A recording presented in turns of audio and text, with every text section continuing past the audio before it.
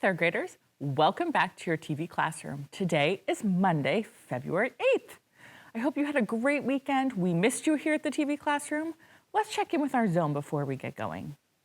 How are you feeling today?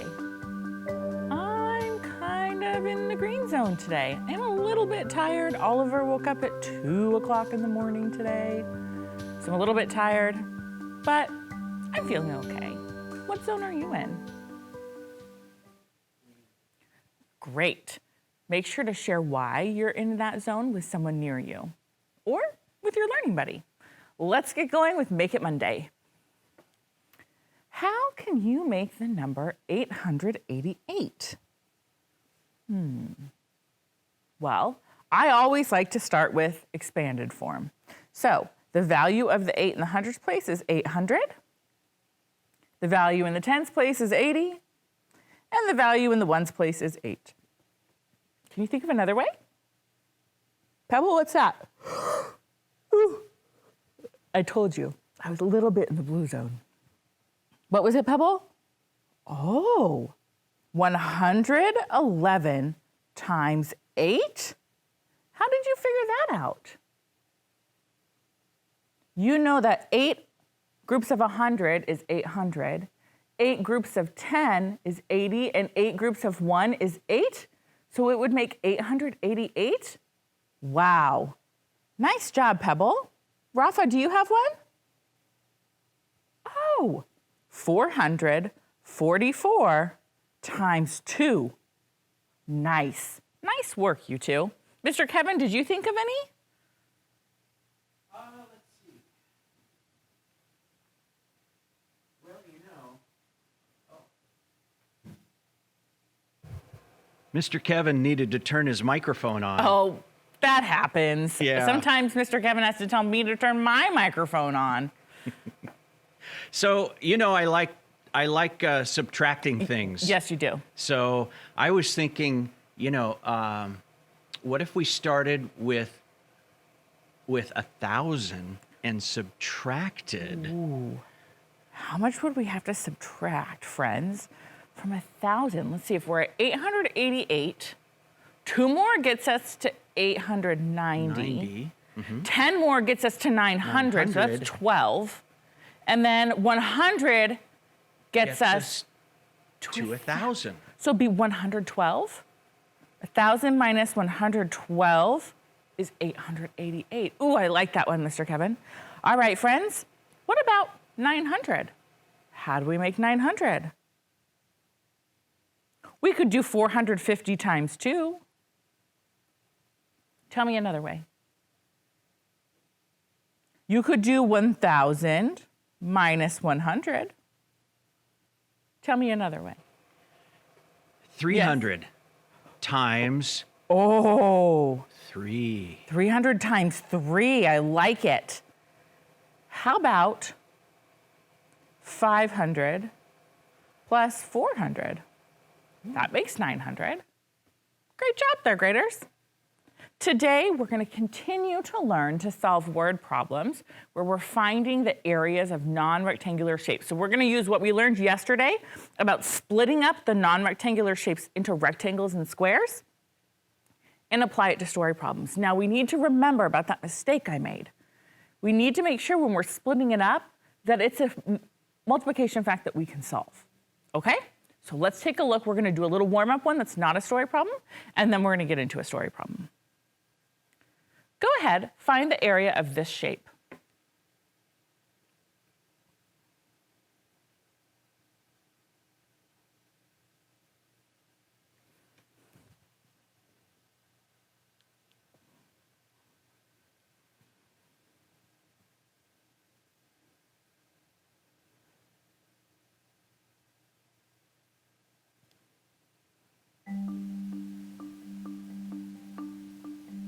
All right. If you're not done, that's okay, keep working. I'm gonna start working. So I've partitioned or split apart this shape into a square and a rectangle. Well, it's actually a rectangle and a rectangle because this is 6 inches and this is 5 inches. So my length is 6 inches and my width is 5 inches. So that's a total of 30 square inches. So this space is 30 square inches. And then I'm going to multiply, let's see. Well, I have to figure out what this is right here. They didn't tell me. So if this right here is 5 inches and the whole thing is 6 inches, I know that 5 minus 6 is 1. So this is 1 inch. So it's going to be 2 inches times 1 inch, which is going to equal 2 square inches. So my area is 30 square inches plus 2 square inches. So my area is 32 square inches. Did you get 32 square inches? Nice job, friends. Let's look at this example problem and see if we can figure out the answer along with them. Miguel draws this shape in his notebook. I mean, it kind of looks to me like it could be like the blueprint of a building with different wings. It's kind of what it looks like to me. What is the area of his shape? So they are saying, look at how you could break it apart. How would you break this shape apart? What would you do? Well, I've noticed they've taken this shape and they've broken it apart like this. Okay. So they got 10 meters by 5 meters, and then they figured out that this was 4. Does anyone know how they figured out that that was 4?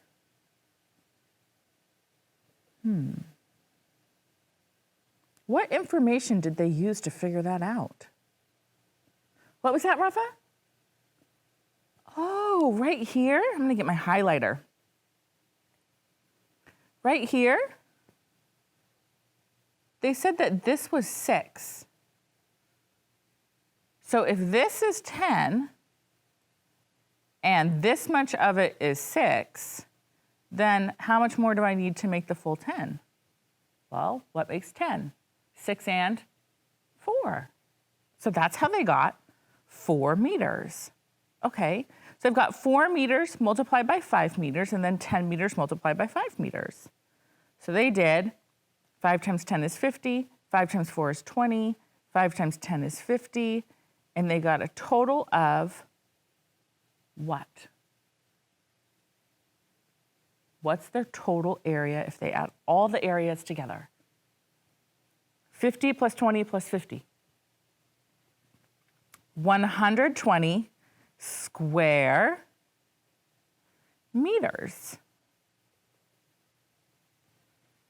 So it takes some detective work when you start to split apart these non-rectangular shapes because you might not know a length or a width, and you have to look at the parts you do know to figure out the parts you don't know. Now, we've done this a lot. That's why you've practiced all these years doing part, whole, adding and subtracting. So we're going to use that knowledge to help us figure out the missing length of the side, okay? So this one says, what's the area of this shape below? I bet you can figure this one out quickly. This feels easy now compared to those other ones. So go ahead, figure it out. I'll give you 1 minute.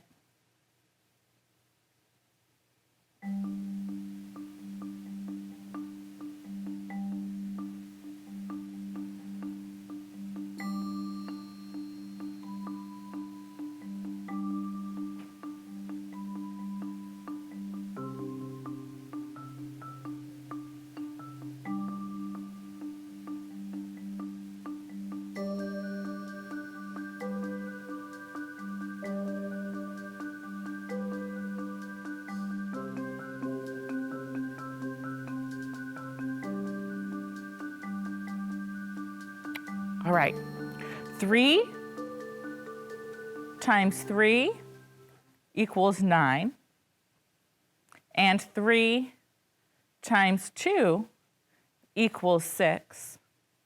What's 9 plus 6? 15. So 15 what? So far, I have not answered the question. I've just done some equations. 15 square feet. That's our unit. I ran out of space to write. 15 square feet. Did you get 15 square feet? Did you do it the way I did it, or did you do it a different way? If you did it a different way, turn and talk to your learning buddy about the way you did it and how it compares to the way I did it. Okay. Seth is using 1-inch square tiles to build the shape below. Phew! It's not the 3-inch square or 3 feet square tiles from yesterday in the picnic bench. Or was it meters? I don't remember if it was meters or feet, Mr. Kevin. Do you remember? It was feet. Yeah, it was a very large picnic bench. It was very big. So, these are 1-inch square tiles to build the shape below. What's the total area of Seth's shape? Go ahead and solve in a way that makes sense to you.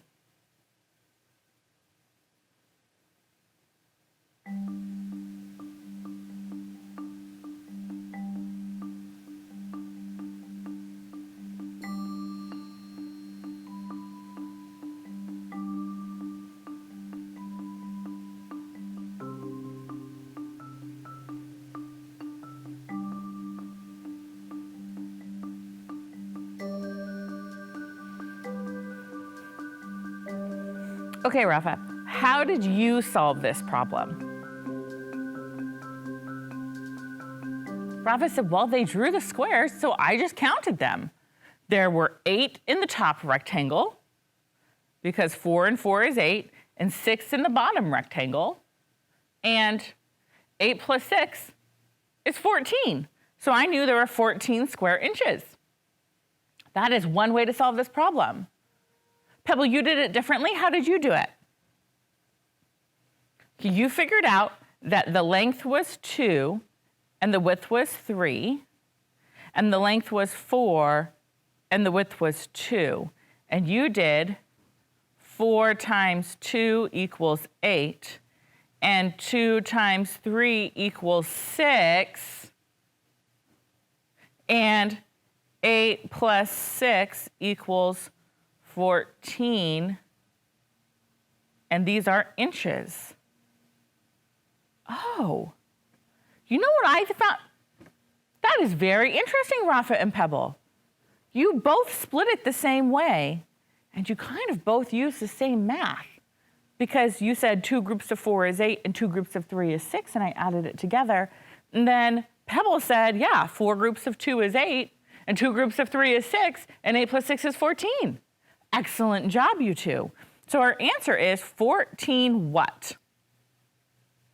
What's the area? 14 inches squared. Very good. So many times I see students doing this work. They've done a beautiful job of multiplying. They've figured out the lengths and widths. They've got all of it accurate, and then they say the area is 14.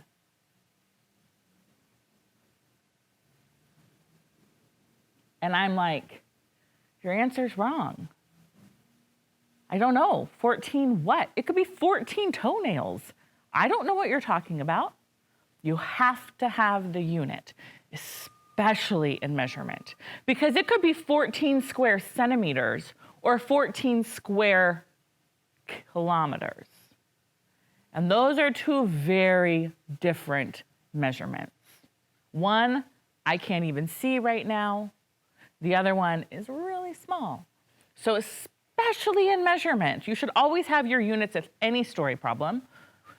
But when you're dealing with measurement, always, always, always have your unit of measure. And if you don't know your unit of measure, you just say units. Okay? Awesome. Ooh. Rafa, I don't know. I don't know if they're ready. Are you guys ready? Are you sure? Okay, let's look. Kale draws a model of a birdhouse. They want to know what the area of the birdhouse is. What should we do, friends?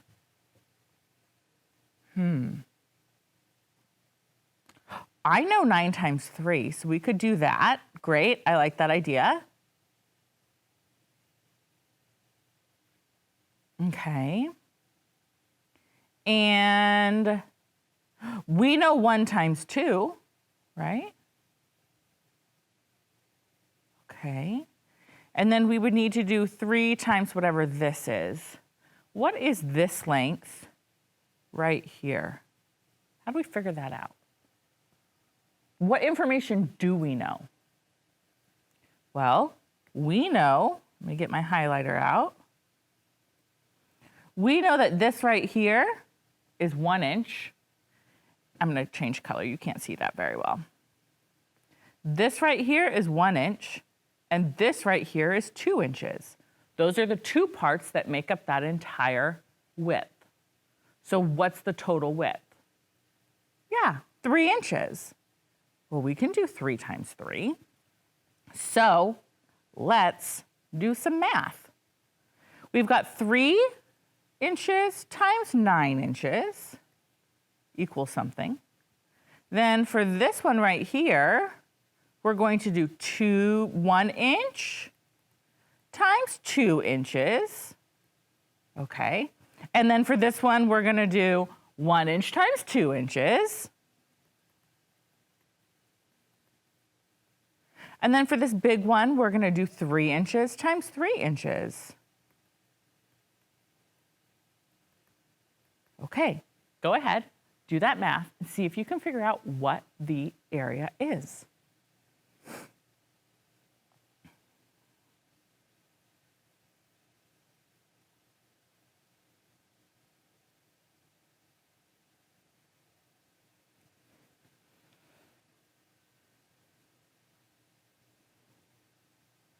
Write your answer on the board, on your board, and pick A, B, C, or D for which answer is correct. I know, Pebble. We'll see. We'll see if they get it.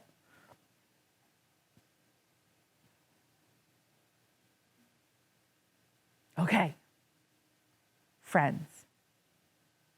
Sue chose C. Is Sue correct? That the area is 40 inches? It's the thing we just talked about. Sue's not correct. Her number is correct. 40 is the correct number, but her unit is wrong. The area is not inches. It's square inches. So Sue got the right number, but Sue forgot that it's when you multiply an inch times an inch, you get a square inch. So, what is the correct answer? The correct answer is 40 square inches. We have 27 square inches here. We have 2 square inches here, 2 square inches here, and 9 square inches here. And that makes 40 square inches. Okay. Mrs. Ambrose draws the model below of her new patio and rock garden. Do you see it? What is the total area of Miss Ambrose's new patio and rock garden? Go ahead and solve. What is the total area?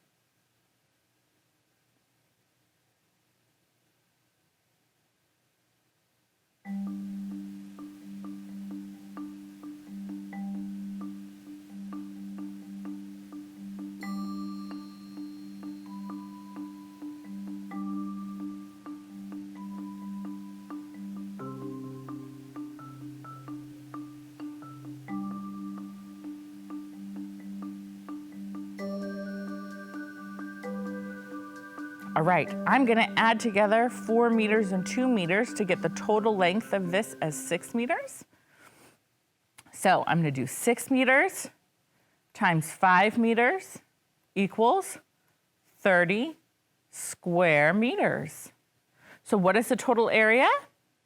C, no, D. I was reading too fast. I just saw 30 meters, and I kept going. And then I said, no, that's not meters squared or squared meters. You can hear it both ways. Yes, Mr. Kevin? I was going to say, you and Sue did the same thing. Sue on the Almost. last problem. Almost. Almost. but I caught it. It's so easy to do. It is so easy to do. Mr. Kevin, you do a lot of building and constructing with wood, don't you? I do. And is it sometimes hard for you too? Do you sometimes make the mistake when you're measuring? I always measure twice. That's my dad taught me that. Measure twice, cut once, so you don't make a mistake. And if you measure twice and the measurements are different, you have to measure a third time. That's right. Especially when you're dealing with fractions of inches. Yeah, that gets really tricky. Yeah. Whew. Maybe one day you can talk to us about how you work with wood. I think kids would really like that. That'd be really interesting. All right, friends, we are out of time, but that's okay because you're going to do the rest of this work on your own and test it out and see what you know. So you're going to do page 355 and 356 in your math workbook. Now, if you're doing these and they're feeling really hard, it's really important to let your teacher know that. You're going to continue working on this year. This is just your first try at it, but make sure if it's really not making sense that you let your teacher know. All right, now before we go, did we do 3 reads of problems? We didn't really do a lot of 3 reads of problems today. We could have, but they already had the model for us, so we didn't need to make the model. Did we create models? Well, we used their model to partition, didn't we? Yep. And then we created equations that matched and we solved the problems to find the total area? We sure did. Now, if you would like to send us something here at the TV Classroom, Mr. Kevin's going to tell you how. That's right, students. You can always send us a question or a drawing, anything you want, and the TV Classroom teachers will respond to you. Oh, yes, we will. That's right. So send it to TV Classroom at tacoma.k12.wa.us, or you can mail it to TV Classroom, 601 South 8th Street, Tacoma, Washington, 98405. Thank you, Mr. Kevin. Now, friends, you're going to be doing your lesson with Miss Oslin, and today is Monday, so you just need yourself and your learning buddy. Please make sure you have those things available. Take a great break, take care of your needs, and be ready to learn when she comes on the screen. I hope you have a great Monday, and I will see you tomorrow. Bye.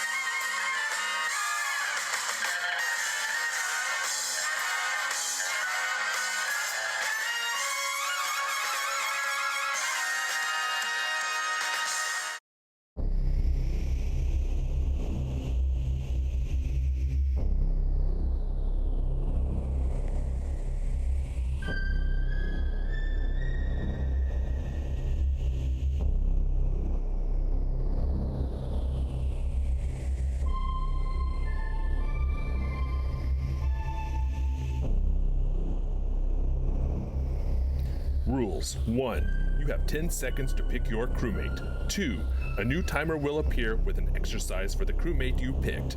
3. You will get 10 points for each correct crewmate and exercise you choose.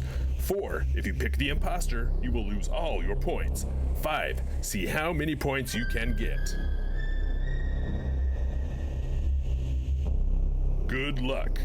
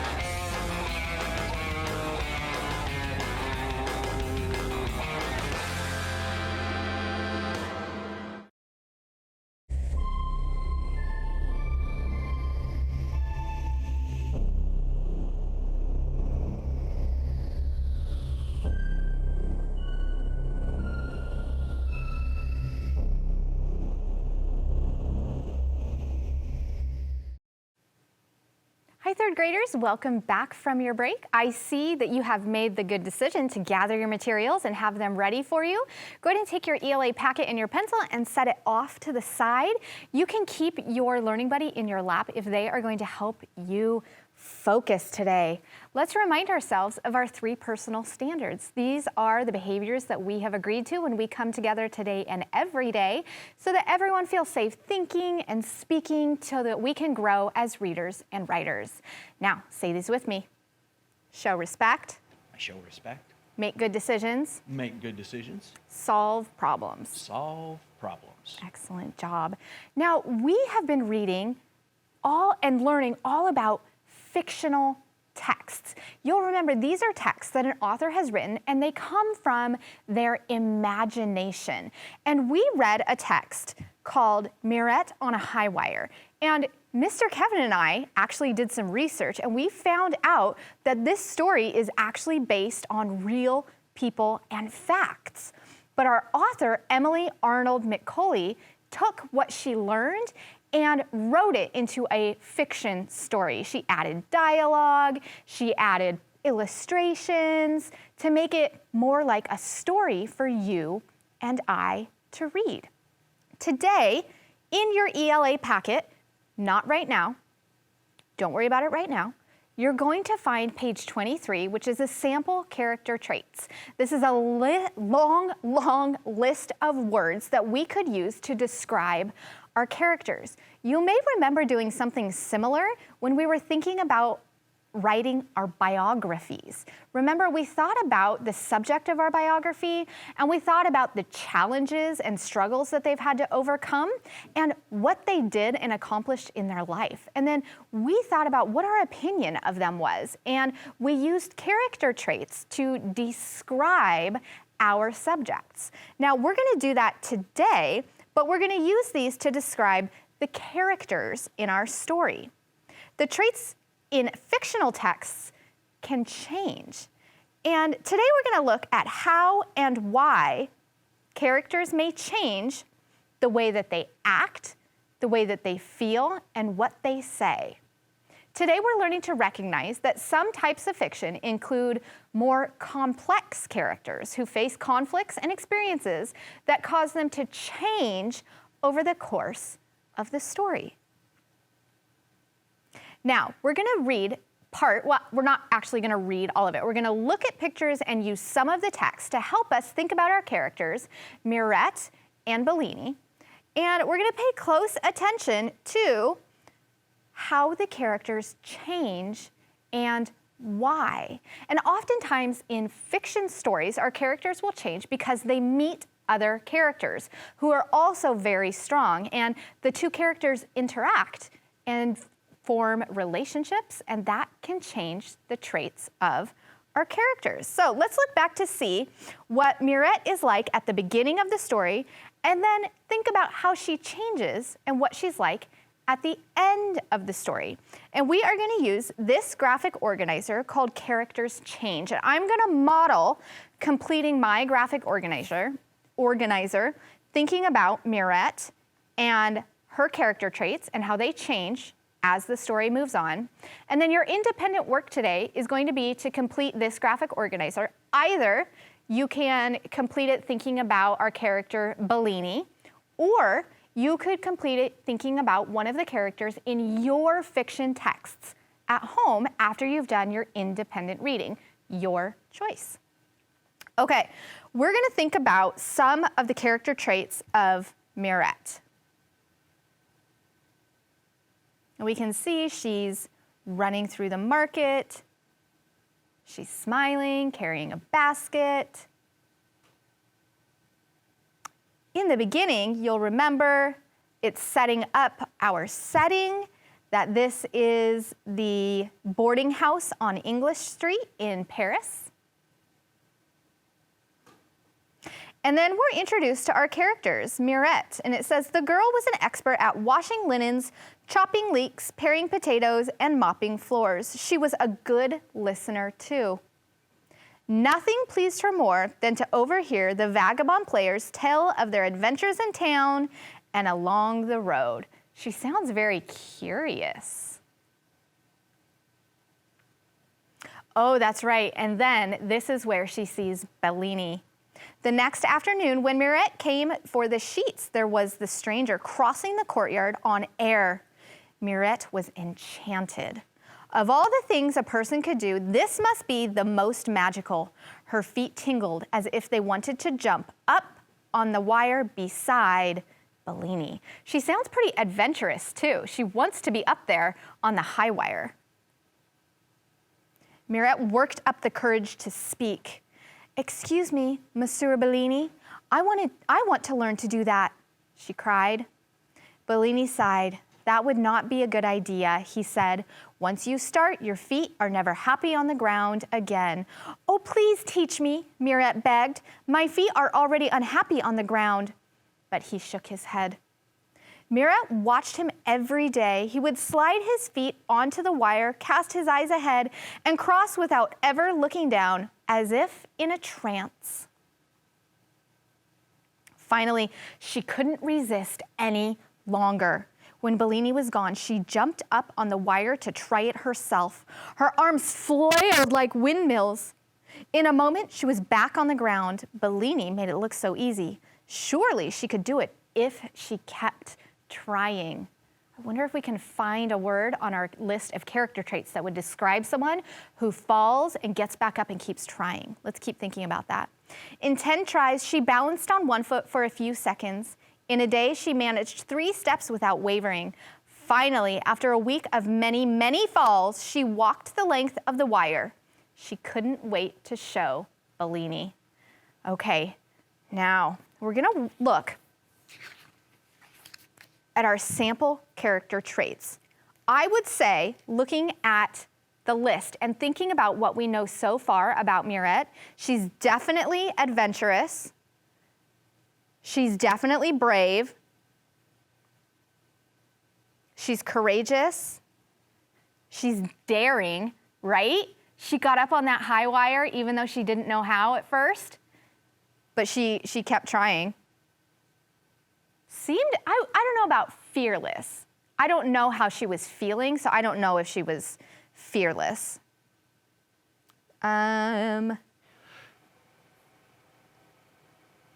Interesting to me, Yeah? Mrs. Oslin, is I don't see the word I thought of, which was persistent. That's what I was thinking, Mr. Kevin. I was looking for the word persistent and I didn't see it.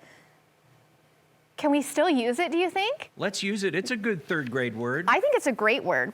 So on our graphic organizer, it says, at the beginning of the story, my character, I'm gonna say, yeah, persistent.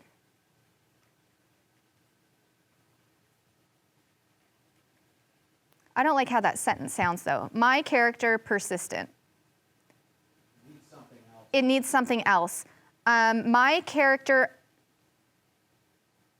was. I'm going to add was right there. That sounds better to me.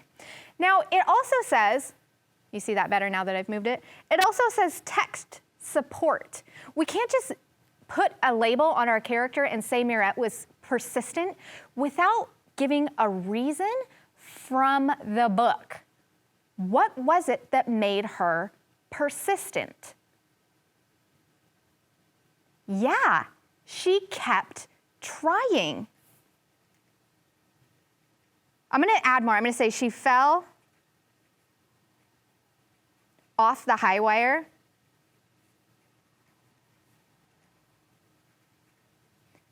and kept getting back on.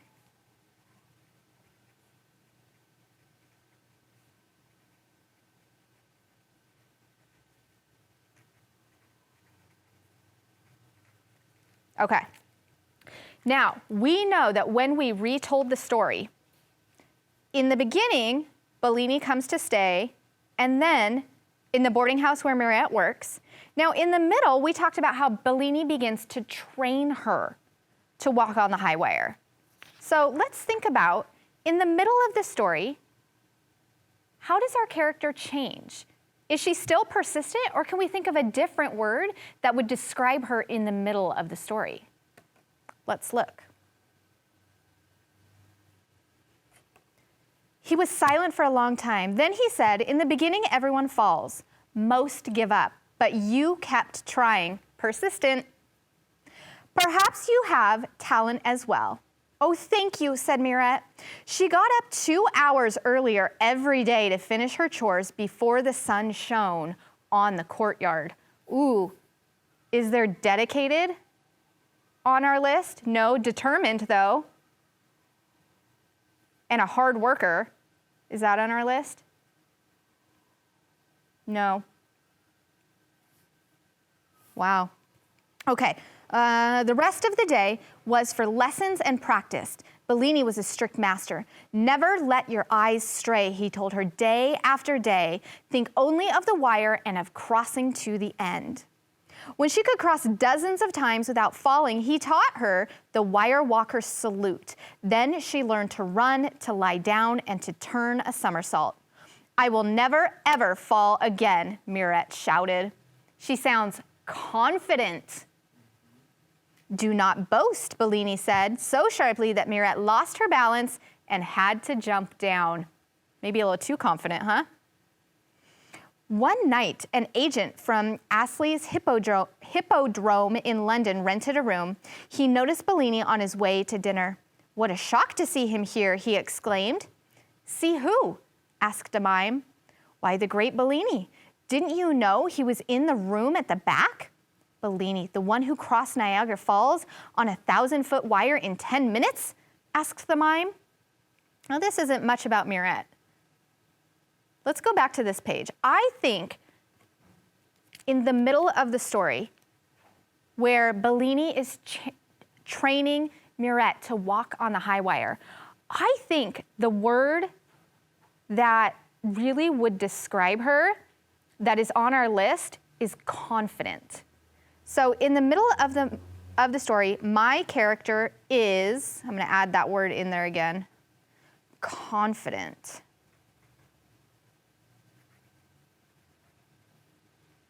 And what is in the text that makes me think that?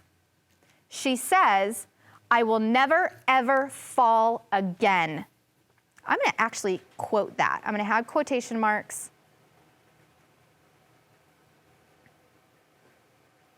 Never, ever fall again. Yeah. And she shouted it. She was really confident. Mr. Kevin? Yes, Mrs. Oslin, I just wanted to say that I looked up what hippodrome means. Thank you. Tell me. It is basically an old Greek word for a stadium. Oh. Okay. So one night, an agent from the Hippodrome in London. So someone who probably hires people to come to the stadium and do shows? Yeah. So much like our Tacoma Dome? Right. Oh! Wouldn't that be cool to go see a high wire act at the Tacoma Dome? It would. That would be cool. See, aren't we so happy that we have Mr. Kevin here to give us all this background information?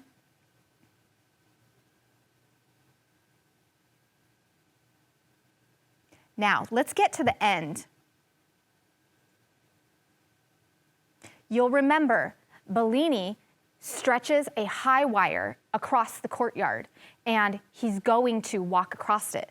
But Bellini stepped out onto the wire and saluted the crowd. He took a step and then froze. The crowd cheered wildly, but something was wrong. Mirette knew at once what it was. For a moment, she was as frozen as Bellini was. Then she threw herself at the door behind her, ran inside, up flight after flight of stairs, and out through a skylight to the roof. She stretched her hands to Bellini. He smiled and began to walk toward her. She stepped onto the wire, and with the most intense pleasure, as she had always imagined it might be, she started to cross the sky. Brava, bravo, roared the crowd. Protégé for the great Bellini, shouted the agent. He was beside himself, already planning the world tour of Bellini and Mirette. As for the master and his pupil, they were thinking only of the wire and of crossing to the end. So how would we describe Mirette now?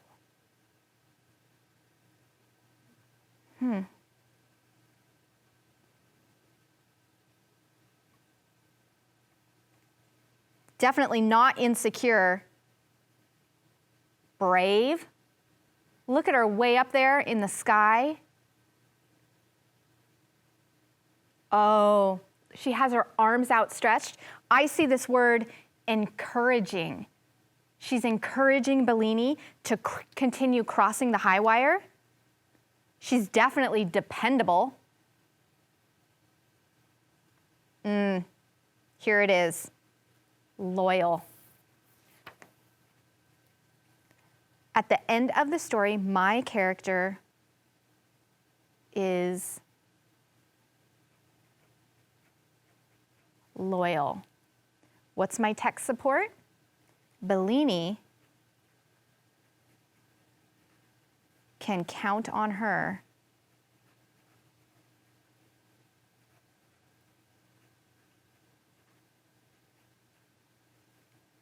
to help encourage him.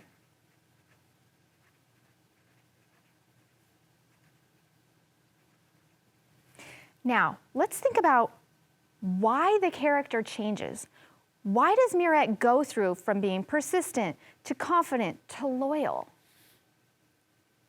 Take some think time.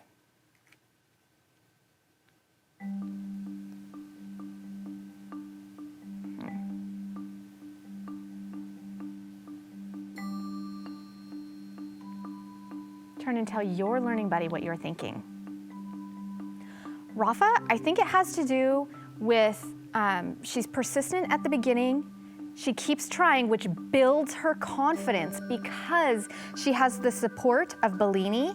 And then Bellini was there to support her, to build her confidence, which then made her loyal to him. It's because of their relationship.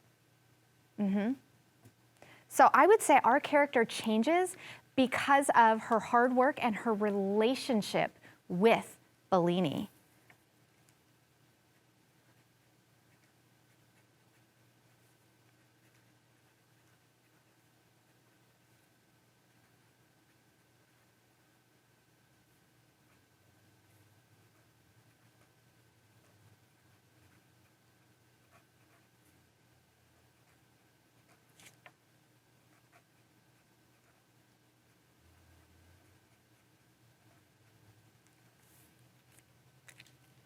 Now, third graders, you are going to have the opportunity to complete your own graphic organizer using these sample character traits. You actually have 2 identical documents of these in your ELA packet, so find one. And think about our character Bellini and what he's like at the beginning, the middle, and the end of our story, and how you know that. Remember, we're using text evidence to support our opinions and our thinking. And think about why Bellini changes. I'll give you a couple pictures. Thinking about Bellini at the beginning, the middle,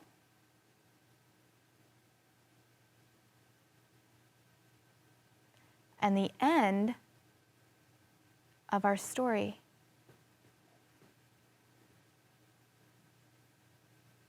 Think about how he changes and why. And this is going to be your independent work today. I also want you paying close attention when you're doing your independent reading in your own fiction books. And notice how your characters change. Think about the character traits and think about why they change. And when you're done, you can send your work to us here at our TV classroom. Mr. Kevin, how can they send us their work? Students, please send your work to us via email at TV Classroom, TacomaK12.wa.us, or you can send it via mail at TV Classroom 601 South 8th Street, Tacoma, Washington, 98405. Wonderful. Thank you, Mr. Kevin. Today we learned to recognize that some types of fiction include complex characters who face conflicts and experiences that cause them to change over the course of the story. Also, continue tracking your reading log. Continue tracking your goals, making sure that you're reading for at least 1 more minute, 1 more page, 1 more book. Now it's time for our affirmation. This is the time of the day when we get to build ourselves up before we go off to do our independent work. And I haven't done this one with 3rd grade in a while, but I want to remind you that you are a strong, independent worker. When you go off, you can complete your work by yourself and continue learning. So practice saying this out loud with me. I am a strong, independent learner. Excellent job today, 3rd graders. Thank you so much for reading and thinking with me today. I hope you have a great rest of your day, and we'll see you back here tomorrow in our TV classroom. Bye.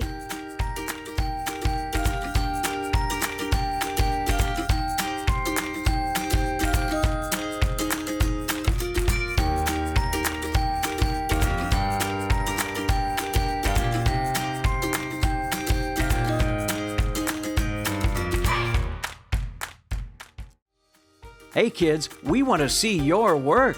Just send your pictures and your stories to TV Classroom, 601 South 8th Street, Tacoma, Washington, 98405.